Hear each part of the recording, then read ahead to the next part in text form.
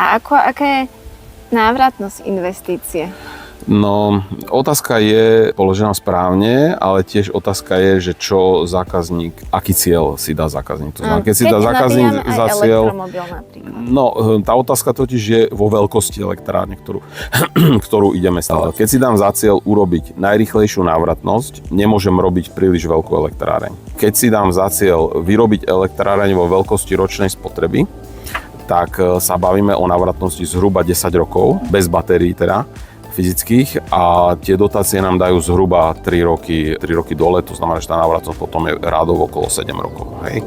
Ale pokiaľ by som išiel do menšej elektrárne, to znamená také, aby som takmer všetky alebo väčšinu prebytkov spotreboval na mieste, tak táto elektráreň samozrejme má potom rýchlejšiu návratnosť. Hej. Ale ľudia chodia v takých cykloch, najprv chcú rýchlu návratnosť, potom chcú znížiť celkovú faktúru, a keď chcem znížiť celkovú faktúru, musí vyrobiť viacej.